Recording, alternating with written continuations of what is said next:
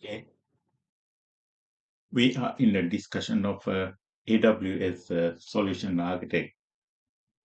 All right, we've been discussing about AWS VPC component in the previous video.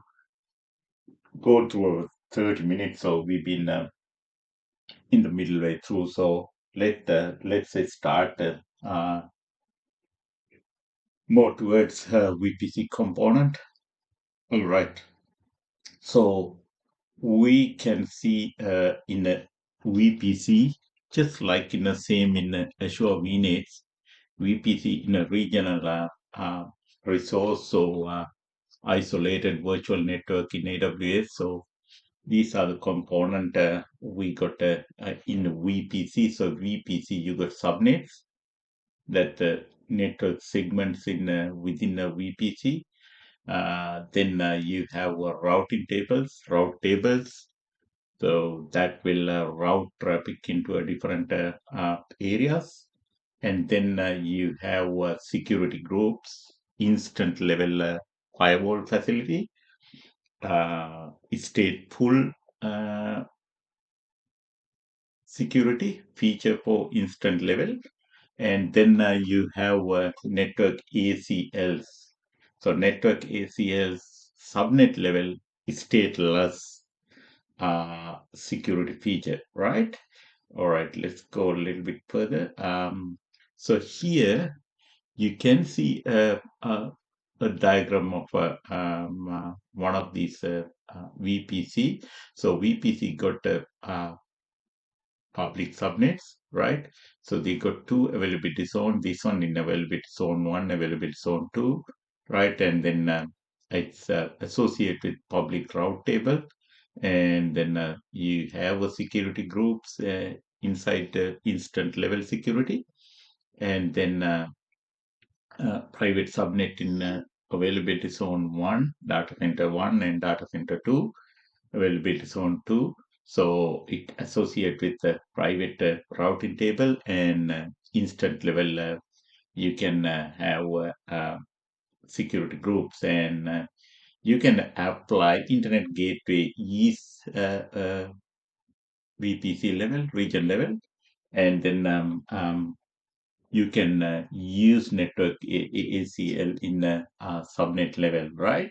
And then if you look into advanced components, so you have VPC endpoints, private connection to as well as services, like you connect S3 into S3 bucket into another service like EC2 instance or something. And then you have a transit gateway hub for multiple VPCs. It's like a virtual WAN sort of thing in Azure. And then you have private link access services privately.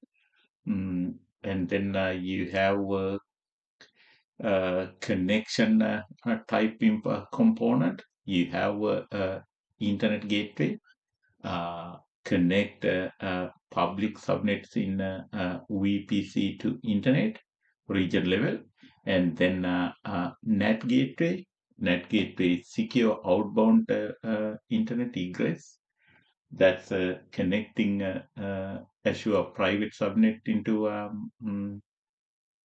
outbound internet connection, like patches and all other stuff. And then we got a VPC peering. VPC peering is similar to Azure VNet peering, connecting one region's or same region VPCs into another VPC. So that's a multiple VPCs connection, right? And let's have a chat.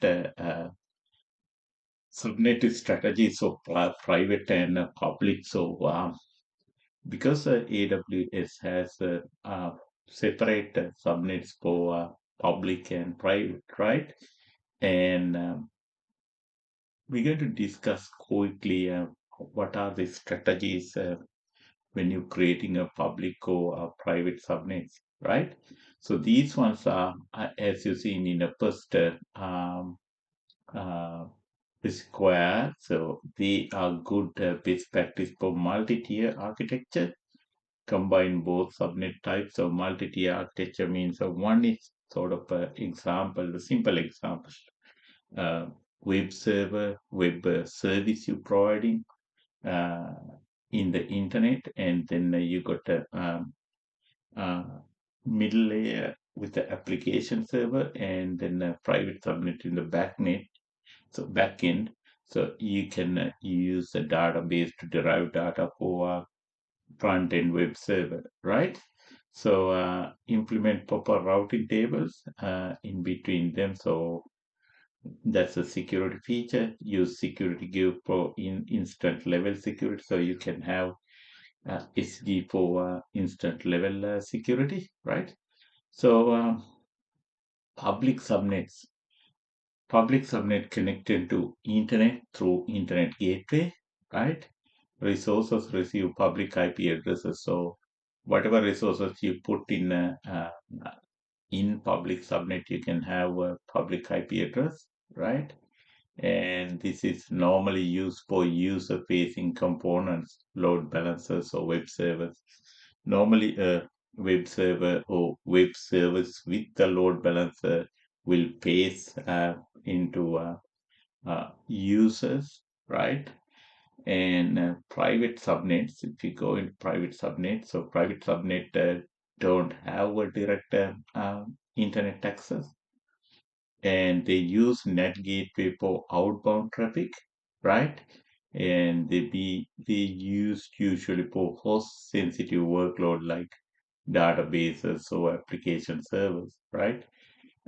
In here, right, you could see a sort of a subnet, how is the subnet worked out, right? Subnet in a public subnet, you probably have a EC2 instance, and then you got an internet gateway, go through internet, and then RDS database you have probably in a uh, normally it's in a private subnet, and then it will connect through route table to a public subnet, right? Uh, then you got something called uh, a table AWS, so VPC security versus accessibility, right? Let's have a look what it says. I don't know, it's a much sense of this table. So this is security level. It's a security level versus accessibility, right? And public subnet, I think it's a security here. So private subnet is more security level if you go into a security level versus accessibility. So security level is more secure, like a 8, it's given in a scale, and then less accessible, right? 4, but you could see public subnet is low in a security level, like something like 3, and then more accessible 8, right? Um, right. So that is VPC security versus accessibility between public subnet and private subnet. Right. All right. Uh, let's find out how to choose between public and private subnet in AWS VPC. Right. So you can see the key different in here in we'll explain this diagram afterwards, and see that the key different, right? You could see the key different. Public subnet have direct route to internet gateway. See that? This is a public subnet.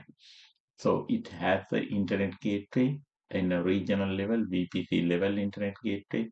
So you can go easy to instance, can go straight away to internet, no direct, so private subnet, no direct internet access, use NAT for outbound traffic. So see that private subnet can't go to internet directly. So instances in here like EC2, let's have, it might be an application server or something, just need to outbound internet access that will go through this NAT gateway. But NAT gateway is in this public region, so this private subnet go to NAT gateway, and through NAT gateway it can go to outbound internet access, right? Most of services you need a more security will be placed in here, like a EC2 instance with the application server that need more security. You don't need anyone to access that, or sort of a relational database system will be in mostly in a private subnet. They call private resources, right? When to use public subnet?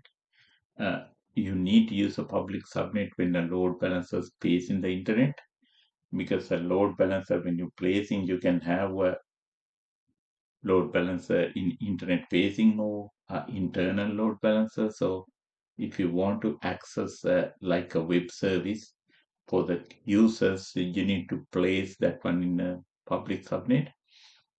Public facing web servers, so that's a similar thing, right? Bastion host for secure access. So Bastion host, you use like a jump server to go into other PCs. So you need to come through internet to the Bastion host first, and then through the Bastion host you're logging into other subnet. So it prevent Bastion host prevent other PCs with the private resources doesn't have like direct access, right? And when to use private subnets, right? So private subnet can be used database servers with sensitive data, right? And then you have application servers in the middle, handling the logic in between front-facing servers and backend, and internal services require no internet access. So if anything, you don't need internet access, you need to make sure you put it in the private subnet, right? All right. So call advanced configuration of subnets in Amazon VPC, right?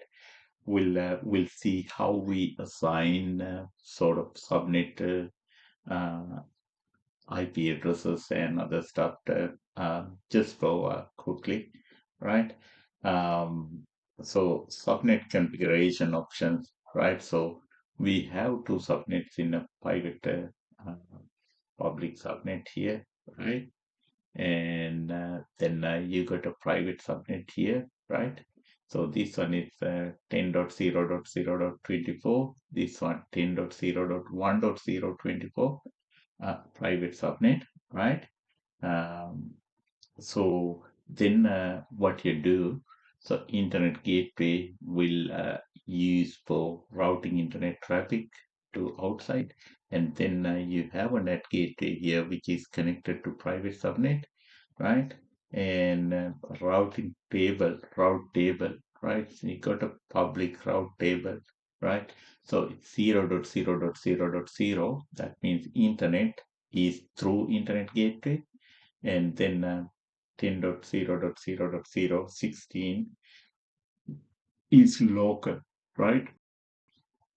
And here in private subnet, your route table internet is through NAT gateway, and this one is your local, right? So, so then network ACLs for stateless filtering. So network ACLs you can do stateless filtering, right? And it supports IP version 6 with the dual stack configuration, right? And subnet design best practice, right? What do you have subnet design best practice, right? You can reserve IP capacity for future growth, right?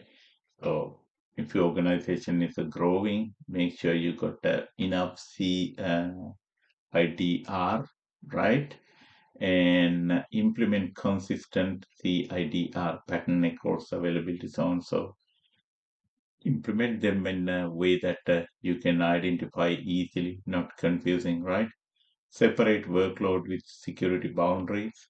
So make sure your workloads are securely placed in correct subnets, right? Configure subnet auto-assign IP settings appropriately. That means assigning IP address automatically into resources inside the subnets, and use subnet tagging for resource organization. Uh, Subnet tagging option create a tag for to identify the resources within the subnet could be a good advantage identifying resources in your organization. That's a good option. So these are the things you need to consider in when you are placing subnets and when you're designing a subnet for best practice, right? All right. Then we're going to talk into net gateways and internet gateways, right? So internet gateways within a PC. So internet gateway provide public internet access for resources, right? That's attached at a VPC level, right? That's required for public subnet connectivity, that needed for public subnet connectivity, and horizontally scaled and highly available. That will be available highly, and it can be scaled according to the demand that's coming in, right? And then we're going to talk about net gateways. Net gateway is inside the public subnet, but it provides connection to private subnet to go for outbound internet access, right? Enable private subnet resource to access internet, prevent inbound connection from internet. So net gateway, you can't connect back into your resources inside private subnet. It's only allow you to go one way, the outbound internet. And then deploy in public subnet with routing table config. So you use private subnet routing table to direct to net gateway for internet. So we saw it in the previous one. So best practice, deploy net gateways in multiple availability zone for high availability. So if you have multiple availability zones with your resources, you have to provide each separate net gateway for high availability. And make sure you monitor net gateway cost. So probably it will be charge. It's a charge service for outbound internet connection, right? And you can use a route table to control the traffic flow, right? Right now, we get to further discussion with discuss with subnet strategies for AWS VPC, so public versus private usage, right? So public subnet user cases. So public subnets can be used for web servers serving content directly to users. So load balancers distributing traffic to backend services, right? And then Bastion host. So you can secure entry point for administration, login into the other PCs, and then net gateways enabling outbound internet for private subnet. So need to remember the net gateway is placed on inside the public subnet, although it's going to serve for outbound internet connection in private subnet, right? And then private subnet user cases for databases, strong storing sensitive data without direct internet access, application servers processing business logic securely, so data processing, internal APIs, service to service communication, application program interfaces. That means the cache layers, high performance data retrieval system. So it's something you need to put more caching, content processing, retrievaling. So that's a you need to put it in a private subnets, right? So just remember what are the resources you're going to put in a public subnet, what are the resources you're going to in a private subnet. So when you're designing, architecting one of these services or these layers, you need to make sure you put the right thing into a right one. So key difference: private subnet, public subnet, private subnet has route to internet gateway, right? No direct route to internet resources can have public IP, uses NAT for outbound traffic only, right? So high security, exposed, enhanced security, isolation, right? So this not properly formatted. So it seems first one public subnet, the second one private subnet. So public subnet has route to internet gateway. Private subnet, no direct route to internet resources, right? Public subnet can have public IPs, users. Uh, Private subnet uses NAT for outbound traffic only. Public subnet, higher security exposure. Private subnet, enhanced security isolation. So those are the main different in between these two. All right. We can further few minutes until about 30 minutes. So we're going to discuss more advanced features in the VPC, right? So we're going to understanding and configuring VPC endpoints, right? So mainly there are two endpoints. VPC endpoints provide private connectivity to AWS services, right? And in that means without internet, you provide going in inside the VPC. So we have two type of endpoints in AWS. So the first one is called Gateway VPC endpoint. The second one is a interface VPC endpoint, right?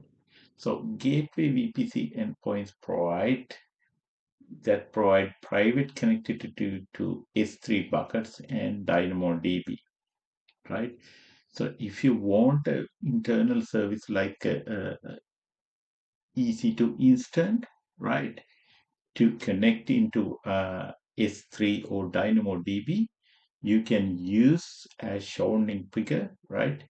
You just need to create a gateway endpoint, and it's a link to these two services, S3 or DynamoDB. So it called as that need to be, you need to remember these things. They will ask from exams, right? They, they usually gives you two answers, right? Let's say something like, I give you an example, like let's say in one of the question, they might ask, all right, this is how you provide the service. And the first option, the maybe says EC2 instant will be connect with the gateway VPC endpoint, right? And same answer, the second one probably give you uh, EC2 instant will be connected with the interface endpoint, right? Interface endpoint. So you need to know what sort of service it will be connecting. So then how they fill these four answers, like you change gateway VPC endpoint and interface VPC endpoint with the same thing, with the filling same thing. That looks like same answers, but definitely they are, you have to use a gateway, sorry, you have to use a endpoint, but need to understand which endpoint, otherwise you might give a wrong answer, right? So if you need to connect into S3 bucket and DynamoDB, we use gateway VPC endpoints, right? And these gateway VPC endpoints are usually free, no additional charges. They use, once you will link that, you have to use route table entry based, right? And these are highly available and scalable, right? Let's see, we can do one of these endpoints later in one of the videos, right? And the other one, second option is interface VPC endpoints, right? They powers AWS private link functionality, right?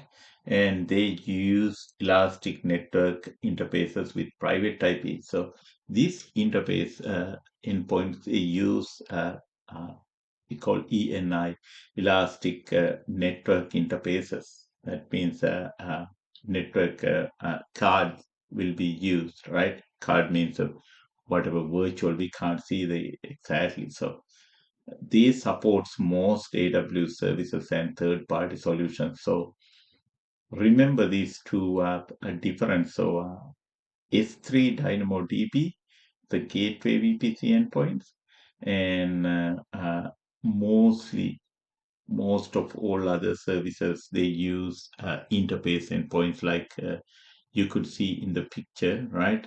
So SNS, SQS, sort of a messaging services, right? And will be connected to ENI, Elastic Network Interfaces, interface VPC endpoints, right? So you got here, right? The key difference, right? What is the key difference? So gateway route use route table entries and S3 and DynamoDB only. So gateway endpoints are connected with the gateway and DynamoDB. They are free, no charge, extra charge. So interface, elastic network interface based endpoints, that's a different hourly data charges, right? Broader service support. They got broader service support except DynamoDB S3.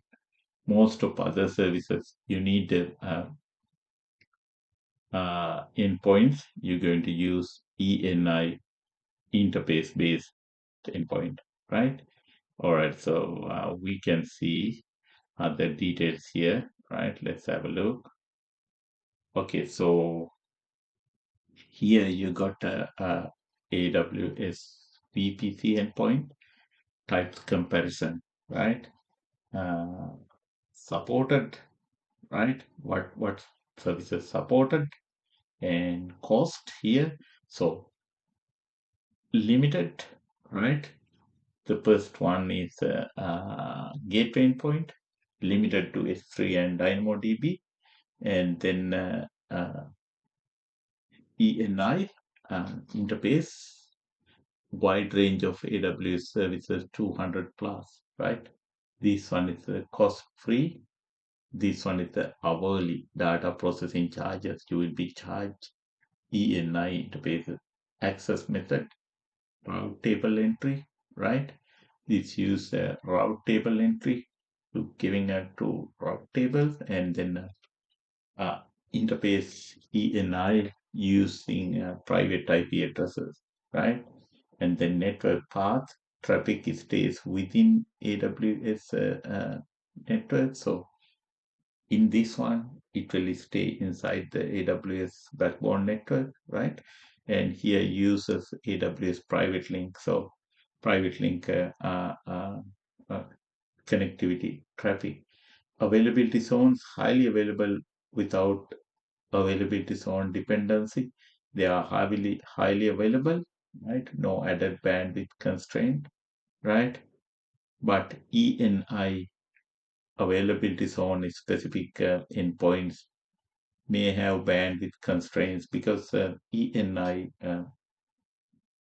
normally based on availability zone, this attach like physical hardware. So they're going to be availability zone is specific. You need to remember security, IAM policies and VPC endpoint policies, right?